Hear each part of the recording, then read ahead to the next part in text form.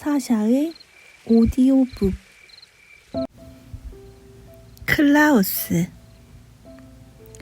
어느 마을에 이름이 같은 두 사내가 있었어요.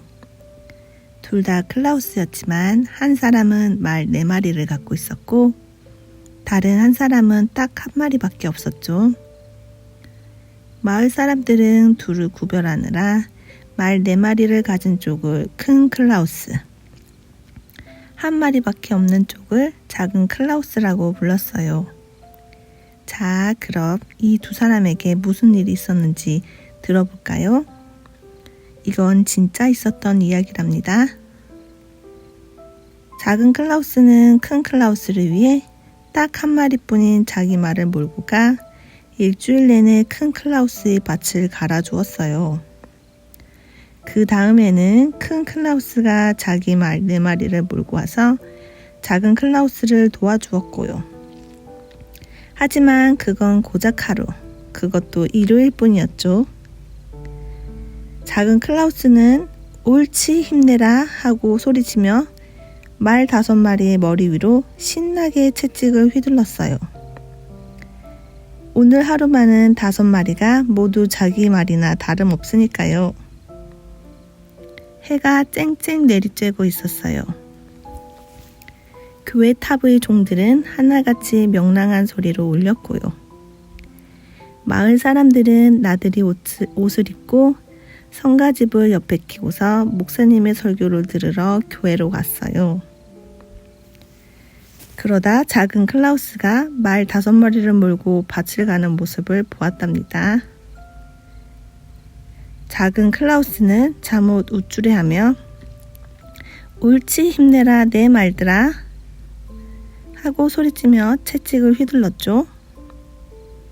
그러자 큰 클라우스가 따졌어요. 무슨 소리야? 내 말은 딱 1마리뿐이잖아. 하지만 또 누군가가 지나가자 작은 클라우스는 큰 클라우스가 한 말을 깜빡 잊고 또다시 옳지 힘내라 내 말들아 하고 외쳤어요. 큰 클라우스가 버럭 소리를 질렀어요. 다시 한번 말하는데 그 소리 집어치워. 한 번만 더 그러면 내 말의 콧등을 후려갈겨서 죽여버릴 테니까. 그럼 내 말은 그걸로 끝장이야. 작은 클라우스가 말했어요. 응, 이제 정말로 안 그럴게. 하지만 또 사람들이 지나가며 안녕하세요 하고 인사하자 작은 클라우스는 말 5마리로 밭을 가는 제 모습이 아주 근사하게 여겨져 마냥 우쭐했어요. 그래서 또다시 채찍을 휘두르며 옳지 힘내라 내 말들아 하고 해치고 말았답니다. 오냐? 좋다. 이번에는 내가 내 말한테 힘 좀 써주지. 큰 클라우스는 이렇게 말하고 망치를 집어들더니 작은 클라우스의 단 하나뿐인 말의 콧등을 후려 갈겼어요. 말은 풀썩 고꾸라지더니 그대로 죽어버리고 말았죠. 작은 클라우스가 엉엉 울며 소리쳤어요. 아, 이제 나한테는 말이 1마리도 없어. 작은 클라우스는 말가죽을 벗겨 바람에 잘 말렸어요. 그러고는 자루에 넣어 어깨에 둘러매고 읍내로 팔러 갔죠. 읍내까지는 꽤 멀었고 도중에 깊고 어두운 숲이 있었어요. 게다가 날씨마저 나빠져 작은 클라우스는 결국 길을 잃고 말았어요. 길을 찾기도 전에 날이 저물어 버렸죠. 이제부터 읍내에 간다면 한밤중에야 집으로 돌아갈 수 있을 거예요. 길가에 커다란 농가가 있었어요. 창의 덧문은 닫혀 있었지만 위쪽 틈새로 빛이 새어나오고 있었죠. 그래, 저 집에서 하룻밤만 신세지자. 작은 클라우스는 이렇게 생각하고 그 집으로 다가가 문을 두드렸어요. 농부의 아내가 문을 열어주었어요. 농부의 아내는 작은 클라우스의 사정이 어떤지 듣고도 지금 바깥 양반이 집을 비워 낯선 사람을 집에 들일 수 없으니까 다른 집을 알아보라고 했어요. 할 수 없죠, 뭐. 한대짬을 자는 수밖에요. 작은 클라우스가 이렇게 말하자 농부의 아내는 문을 꽝 닫아버렸어요. 농가 바로 옆에 커다란 마른 풀 더미가 있었어요. 풀 더미와 안채 사이에는 평평한 초가 지붕을 얹은 헛간이 있었고요. 저 위에서 자면 되겠다. 틀림없이 근사한 잠자리가 될 거야. 설마 황새가 내 발을 쪼지는 않겠지? 작은 클라우스는 지붕을 올려다보며 이렇게 말했어요. 황새 한 마리가 지붕 위에서 둥지를 지키고 있었거든요. 아무튼 작은 클라우스는 헛간 위로 기어올라 어떻게든 편하게 자보려고 이리저리 몸을 뒤척였죠. 그런데 가만 보니까 창의 나무 너창이 꼭 닫혀 있지 않아서 방 안이 훤히 들여다 보이지 않겠어요? 방에는 커다란 식탁이 있고 그 위에 포도주와 구운 고기와 먹음직스러운 생선이 놓여 있었어요. 식탁 앞에는 농부의 아내와 교회 집사가 앉아 있었고요. 농부의 아내가 집사에게 술을 따라 주었어요. 집사는 생선을 맛있게 먹었어요. 생선을 아주 좋아했거든요. 아, 나도 좀 먹어봤으면. 작은 클라우스는 이렇게 중얼거리며 창 쪽으로 목을 쭉 뺐어요. 세상에 먹음직스러운 과자까지 보여요. 정말 푸짐한 식탁이지 뭐예요. 그때 누군가 말을 타고 집 쪽으로 오는 소리가 들렸어요. 농부가 집으로 돌아오는 중이었어요. 농부는 마음씨 좋은 사람이었지만 집사의 얼굴을 끔찍하게 싫어하는 이상한 병이 있었어요. 눈앞에 집사가 나타나기만 하면 미친 듯이 화를 냈죠. 그래서 집사는 농부가 집을 비운 틈에 농부의 아내한테 인사를 하러 왔고 농부의 아내도 맛난 음식을 잔뜩 대접했던 거예요. 두 사람은 농부의 발소리를 듣고 화들짝 놀랐어요. 농부의 아내는 집사에게 구석에 있는 커다란 상자 안에 숨으라고 했어요. 집사는 시키는 대로 했죠. 농부가 자기를 꼴도 보기 싫어한다는 걸 잘 알고 있었으니까요. 농부의 아내는 술과 맛있는 음식을 재빨리 화덕 속에 숨겼어요. 남편이 보면 꼬치꼬치 캐물을 게 뻔하니까요. 헛간 위에 있던 작은 클라우스는 맛있는 음식이 사라지는 것을 보고 아, 아깝다 하고 한숨을 지었어요. 그 위에 누구요? 농부가 이렇게 말하며 작은 클라우스를 쳐다보았어요. 왜 그런 데서 자는 거요? 그러지 말고 나랑 같이 우리 집으로 갑시다. 그래서 작은 클라우스는 길을 잃었다며 하룻밤만 재워달라고 부탁했죠. 농부는 흔쾌히 말했어요. 암 좋고 말고요. 하지만 먼저 뭘 좀 먹어야겠어. 농부의 아내는 두 사람을 반갑게 맞았어요.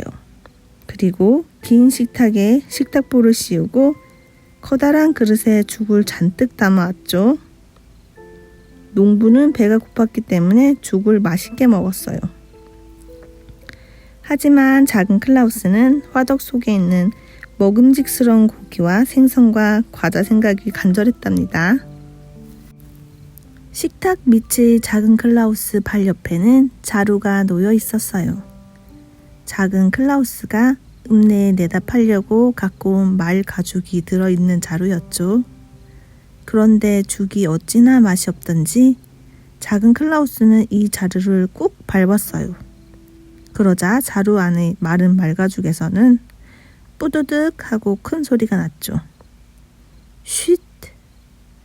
작은 클라우스가 자루를 향해 이렇게 말하면서 또 한 번 꾹 밟았어요. 그러자 아까보다 더 크게 뿌드득 소리가 나지 않겠어요? 농부가 물었어요. 이보슈, 그 자루 안에 뭐가 들었소? 작은 클라우스가 대답했어요. 아, 이 안에는 마법사가 들어있죠. 마법사 말로는 우리는 죽 같은 거 먹을 필요가 없대요. 자기가 마법을 부려서 구운 고기랑 생선이랑 과자를 화덕 속에 잔뜩 넣어 놓았다는군요. 설마. 농부는 당장 화덕을 열어 보았어요. 물론 그 안에는 농부의 아내가 숨겨둔 음식이 고스란히 들어있었죠. 농부는 자루 안의 마법사가 마법을 부렸다고 생각했어요. 농부의 아내는 아무 말도 못하고 맛있는 음식을 부랴부랴 식탁으로 날랐고요. 두 사람은 구운 고기와 생선과 과자를 몽땅 먹어 치웠어요. 작은 클라우스가 다시 자루를 지그시 밟자 말가죽에서 또 뿌두둑 소리가 났어요. 농부가 물었어요. 이번에는 또 뭐랍니까? 작은 클라우스가 대답했죠. 마법사가 우리를 위해 포도주 3병도 마련해 놓았다는군요. 그건 화덕 뒤쪽 구석에 있대요. 농부의 아내는 숨겨두었던 포도주도 들고 와야 했어요. 농부는 포도주를 마시자 기분이 아주 좋아졌어요. 그리고 자기도 작은 클라우스처럼 자루 속에 든 마법사가 있으면 얼마나 좋을까 생각했죠. 혹시 그 마법사는 악마 같은 것도 보여줄 수 있어? 나는 악마의 얼굴을 한번 보고 싶다오. 지금 기분이 아주 좋거든. 뭐 좋아요. 이 마법사는 내 말이라면 뭐든 들어주니까요. 안 그래? 작은 클라우스가 이렇게 말하며 자루를 힘껏 밟아 뿌두둑 소리를 냈어요. 어때요? 들었죠? 네 하고 대답했잖아요. 하지만 워낙 흉측하게 생긴 놈이라 안 보는 게 좋을걸요? 아니요. 나는 조금 더 무섭지 않소. 대체 어떻게 생겨먹은 놈이랍니까? 악마란 놈은 집사 얼굴을 빼닮았다는군요. 어이쿠, 그건 정말 끔찍하군. 사실 난 말이요. 집사 얼굴을 보면 화가 나서 참을 수가 없다오. 하지만 상관없어. 악마라면 참을 수 있지. 좋아. 덤빌 테면 덤벼보라지. 하지만 나한테 너무 가까이 보내지 마쇼.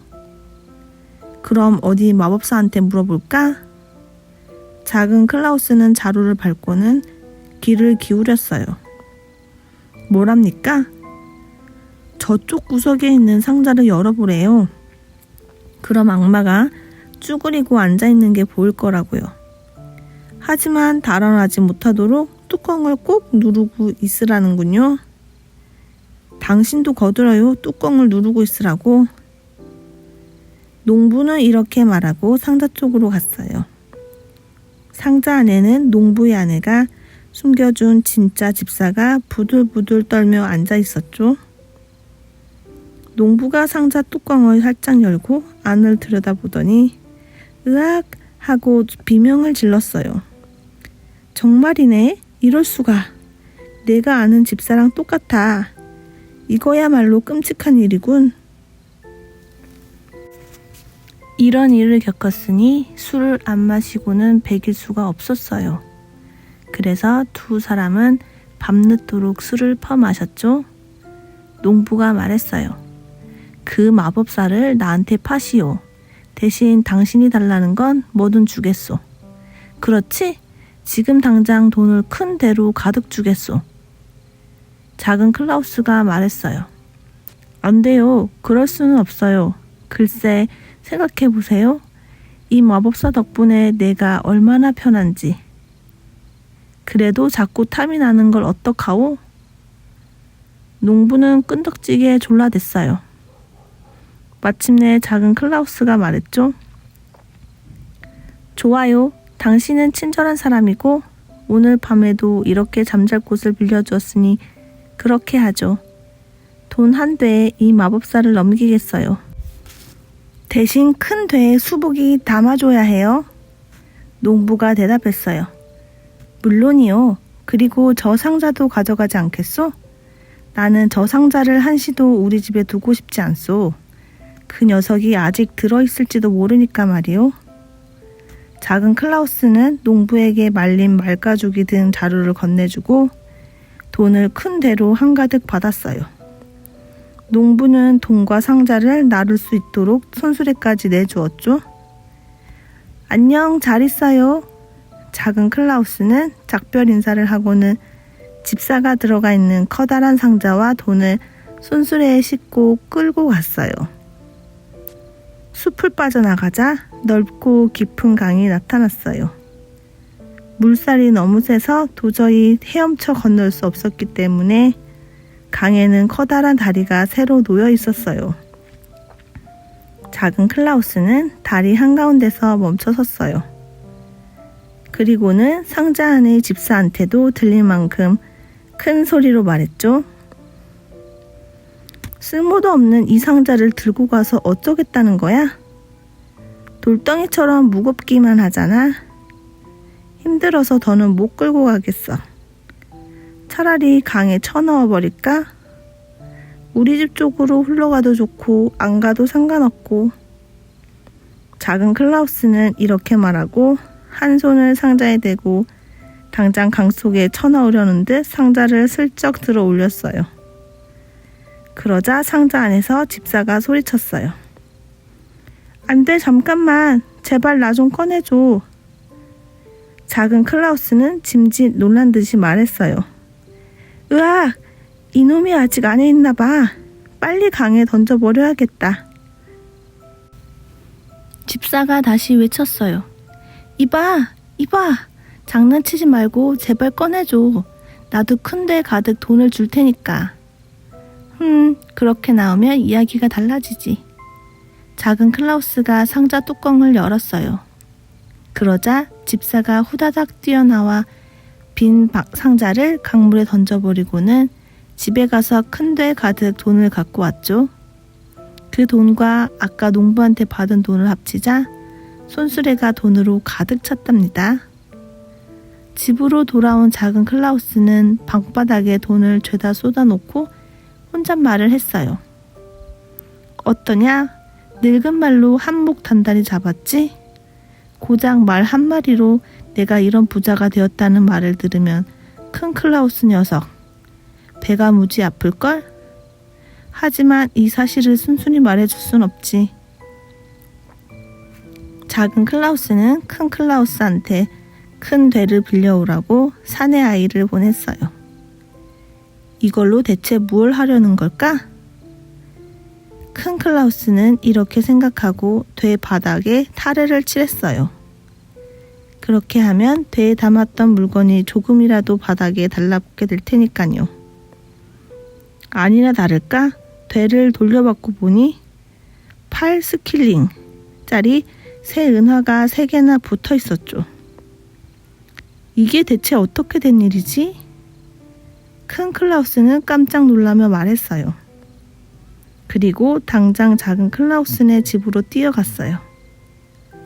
어디서 그 많은 돈이 생겼어? 말가죽 탄 돈이야. 어제 저녁에 팔고 왔거든. 그거 돈벌이가 꽤 괜찮은데? 큰 클라우스는 이렇게 말하고 얼른 집으로 돌아와 자기 말 4마리의 콧등을 도끼로 후려쳐서 몽땅 죽여버렸어요. 그러고는 가죽을 벗겨 읍내로 들고 갔죠. 가죽이요, 가죽. 가죽 필요 없소? 큰 클라우스는 큰 소리로 외치며 온 읍내를 돌아다녔어요. 구두장이와 무두장이가 너도 나도 뛰어와 값을 물었어요. 큰 클라우스가 대답했죠. 가죽 한 장에 큰 대로 돈 한가득이요. 그러자 사람들이 타박을 주었어요. 당신 미쳤소? 우리가 되로 돈을 쓸 만큼 부자인 줄 아시오? 가죽이요, 가죽. 가죽이 왔어요. 큰 클라우스는 또다시 이렇게 소리치며 돌아다녔어요. 그러다 누군가 값을 물으면 어김없이 되로 돈 한가득이요 하고 대답했답니다. 각자가 우릴 놀리는구먼. 사람들이 화가 나서 이렇게 소리쳤어요. 그러고는 구두장이는 가죽끈으로, 무두장이는 가죽 앞치마로 큰 클라우스를 때리기 시작했죠. 그리고 가죽이요, 가죽 하고 큰 클라우스의 흉내를 내고는 오냐, 내 놈 가죽이 빨개지도록 때려주마. 여러분, 이 녀석을 마을에서 쫓아냅시다 하고 말했어요. 큰 클라우스는 꽁지가 빠지게 달아났어요. 지금껏 이렇게 호되게 얻어맞은 적은 없었거든요. 집으로 돌아온 큰 클라우스는 이를 푹푹 갈았어요. 두고 보자, 작은 클라우스 녀석. 이 원수는 꼭 갚아주마. 녀석을 때려 죽여버릴 테다. 이 무렵 작은 클라우스의 늙은 할머니가 세상을 떠났어요. 할머니는 성미가 워낙 괴팍해서 작은 클라우스한테도 꽤나 심술을 부렸지요. 하지만 작은 클라우스는 몹시 슬펐어요. 그래서 혹시 살아나실지도 모르니 죽은 할머니를 따뜻한 자기 침대에 밤새도록 뉘어두기로 했죠. 자기는 예전에도 곧잘 그랬듯이 방 한구석에 있는 의자에서 자고요. 깜깜한 어둠 속에 가만히 있자니 문이 삐걱 열리면서 큰 클라우스가 도끼를 들고 들어오지 않겠어요? 큰 클라우스는 작은 클라우스의 침대가 어디 있는지 훤히 알았기 때문에 그리로 성큼성큼 걸어갔어요. 그러고는 할머니의 정수리를 내리쳤어요. 할머니가 작은 클라우스인 줄 알았거든요. 맛이 어떠냐? 이제 다시는 날 깔보지 못하겠지? 큰 클라우스는 이렇게 말하고 돌아갔어요. 작은 클라우스가 중얼거렸어요. 정말 지독한 녀석이군. 저 녀석은 날 죽이려고 했어. 할머니가 돌아가셨기에 망정이지. 안 그랬으면 내가 저 녀석한테 당할 뻔했어. 작은 클라우스는 할머니한테 나들이 옷을 입히고 이웃에서 말 한 마리를 빌려와 마차에 맸어요. 그리고 마차가 움직여도 쓰러지지 않도록 할머니를 뒷자리에 반드시 앉힌 다음 마차를 몰고 숲을 빠져나갔죠. 해가 뜰 무렵에 어느 큰 선술집 앞에 다다랐어요. 작은 클라우스는 뭘 좀 먹으려고 마차를 세우고 선술집 안으로 들어갔어요. 선술집 주인은 굉장히 부자였고 아주 친절했어요. 하지만 몸속에 후추와 담배가 꽉 들어찬 것처럼 무지무지 짜증이 많은 성격이었죠. 주인이 작은 클라우스에게 말했어요. 안녕하시오. 꼭두 새벽부터 나들이 옷을 입고 어딜 가시오? 난 지금 할머니를 모시고 읍내에 가는 길이에요. 할머니는 밖에 있는 마차에 타고 있어요. 그런데 이리로 모시고 들어올 수가 없어요. 미안하지만 우리 할머니한테 벌꿀술 한 잔만 갖다 주시겠어요? 귀가 먹었으니까 큰 소리로 말해야 할 거예요. 그러지요. 주인은 이렇게 말하고는 커다란 잔에 벌꿀술을 따라 마차 안에 있는 죽은 할머니에게 들고 갔어요. 할머니, 손자가 벌꿀술을 갖다 드리라는군요. 하지만 죽은 할머니는 묵묵히 앉아 있을 뿐이었어요. 잘 안 들리나? 주인은 이번에는 되도록 큰 소리로 말했어요.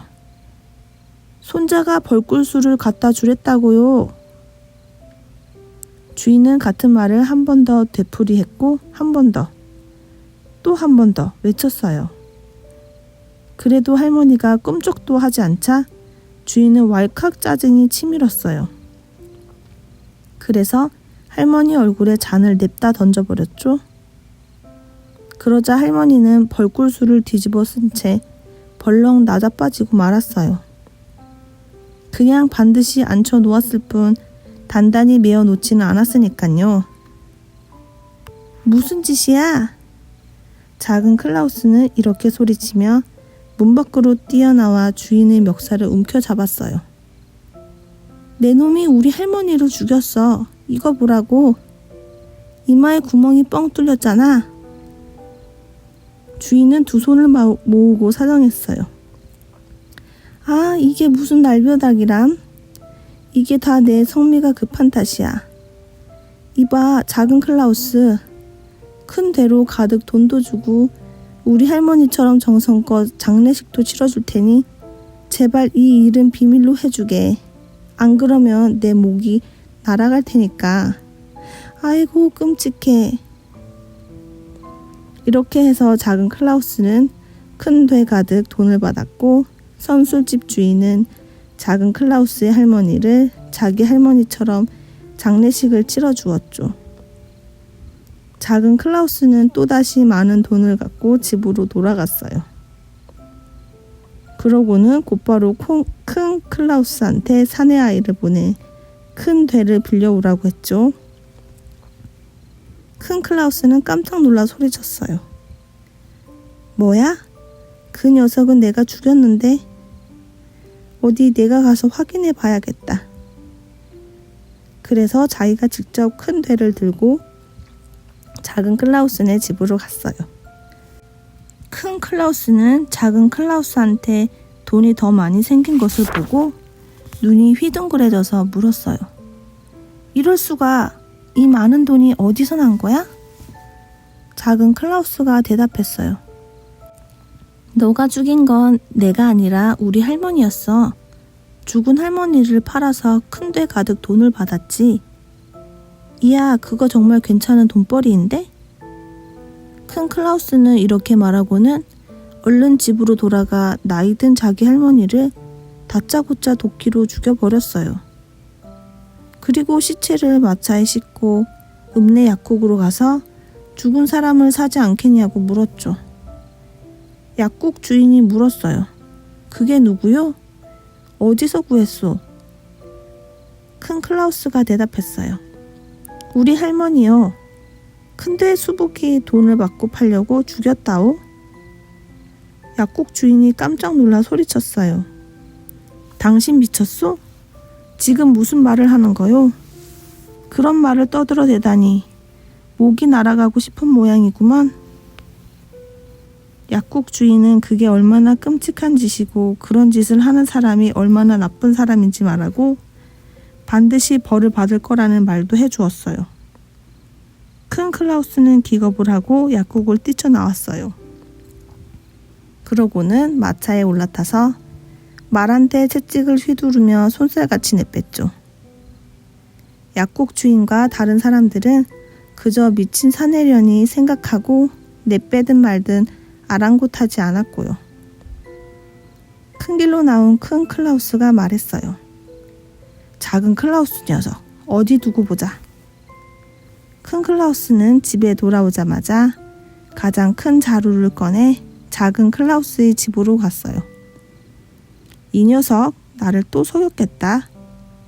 처음에는 말을 죽이고 이번에는 할머니까지 죽였어. 이게 다 네 놈 때문이야. 하지만 다시는 너 같은 놈에게 속지 않을 테다. 큰 클라우스는 이렇게 소리치고 작은 클라우스를 붙잡아 자루에 넣었어요. 그러고는 자루를 둘러매고 큰 소리로 말했죠. 이제 너를 강에 빠뜨려 죽여버리겠다. 강까지는 꽤 멀었어요. 작은 클라우스도 꽤 무거웠고요. 가는 길에 교회가 하나 있었어요. 교회에서는 오르간 소리가 울려 퍼지고 사람들이 아름다운 목소리로 성가를 부르고 있었죠. 큰 클라우스는 작은 클라우스가 든 자루를 교회 문 옆에 내려놓았어요. 교회에 들어가 잠시 성가를 듣고 갈 생각이었죠. 어차피 작은 클라우스는 혼자서 자루 밖으로 나올 수 없을 테고 사람들은 죄다 교회에 있었으니까요. 그래서 큰 클라우스는 교회로 들어갔어요. 작은 클라우스는 자루 안에서 하고 한숨을 내쉬었어요. 그리고 이리저리 몸을 비틀어 보았지만 끈은 조금도 느슨해지지 않았어요. 그때 머리가 하얗게 센 늙은 소몰이꾼이 다가왔어요. 소몰이꾼은 기다란 지팡이를 짚으며 암소와 숫소 떼를 몰고 왔는데 소들이 작은 클라우스가 갇혀있는 자루를 걷어차 쓰러뜨려 버렸어요. 그러자 작은 클라우스가 한숨을 내쉬었어요. 아, 이렇게 젊은 나이에 벌써 천국에 가야 한다니. 소몰이꾼이 말했어요. 무슨 소리? 불쌍한 건 바로 나야. 이렇게 나이를 많이 먹고도 천국에 못 가고 있다고. 작은 클라우스가 소리쳤어요. 이 자루를 풀어주세요. 나 대신 이 속에 들어가면 곧장 천국에 갈 수 있어요. 거참 고마운 일이군. 소몰이꾼은 이렇게 말하고 자루를 풀어주었어요. 작은 클라우스는 곧장 밖으로 뛰어나왔고요. 당신이 나 대신 소들을 돌봐주시오. 늙은 소몰이꾼은 이렇게 말하며 자루 안에 기어들어갔어요. 작은 클라우스는 자루를 꽉 묶어놓고는 암소와 숫소를 몰고 가버렸죠. 얼마 뒤 큰 클라우스가 교회에서 나와 다시 자루를 둘러맸어요. 그런데 아무래도 자루가 한결 가벼워진 것 같았어요. 당연하죠. 늙은 소몰이꾼은 작은 클라우스의 몸무게의 절반밖에 안 되었으니까요. 왜 이렇게 가벼워졌지? 맞아. 이게 다 성가를 들은 덕분이야. 이윽고 넓고 깊은 강에 다다랐어요.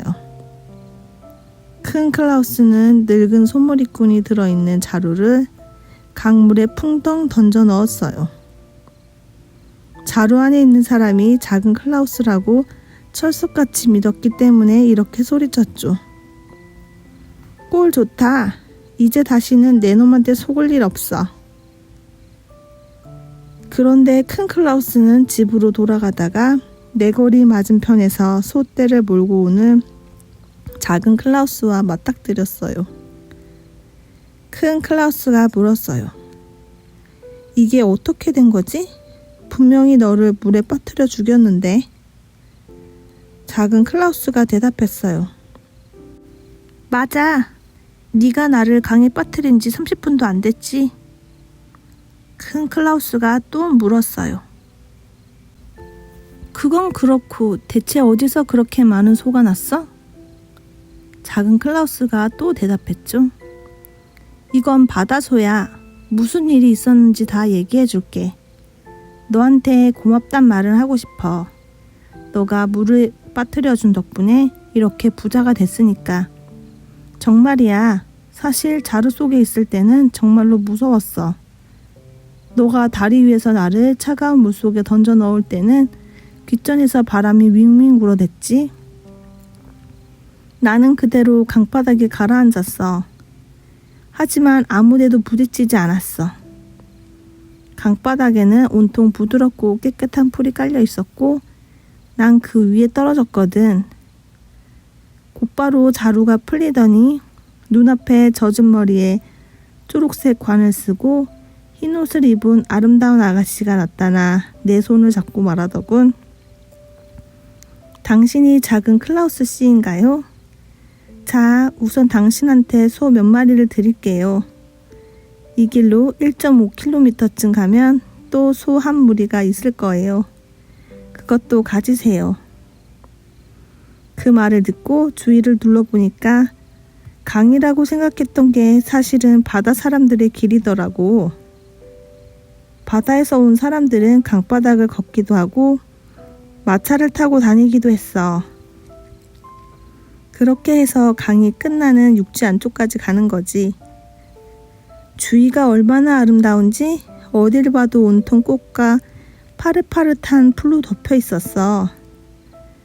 물속을 헤엄치는 물고기는 마치 하늘의 새처럼 휙휙 미끄러지며 내 귓전을 날아다녔고 사람들도 얼마나 아름다웠는지 몰라. 둑이나 산 울타리에서 풀을 뜯는 소들은 또 얼마나 근사했다고.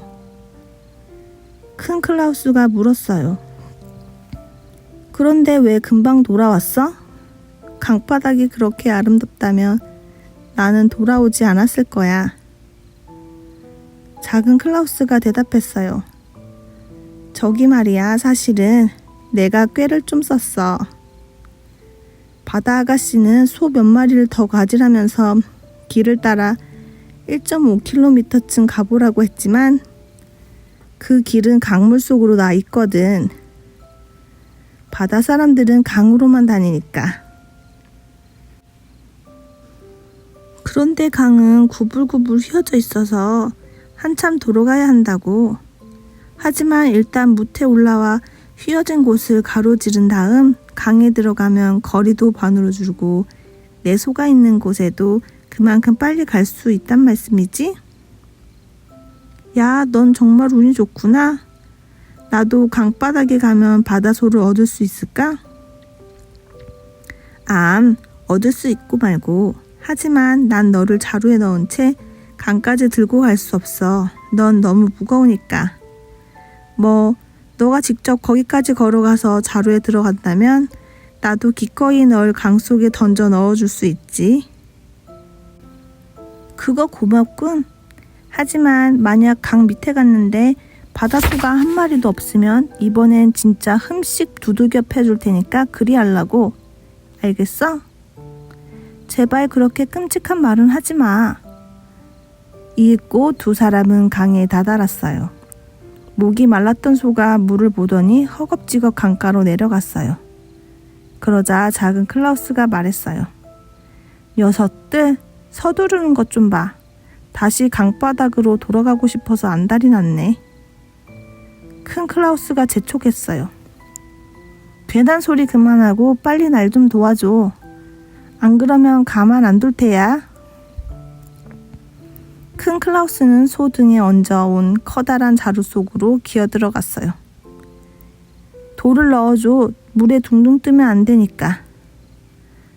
작은 클라우스가 말했어요. 그런 일은 없을 테니 걱정 마. 그래도 혹시나 싶어 커다란 돌을 자루 안에 넣고 입구를 단단히 졸라맸어요. 그러고는 힘껏 밀었죠. 풍덩. 큰 클라우스는 강물 속에 떨어져 금세 바닥에 가라앉았어요. 녀석은 소를 찾지 못할 거야. 작은 클라우스는 혼잣말을 중얼거리며 솥대를 몰고 집으로 돌아갔답니다.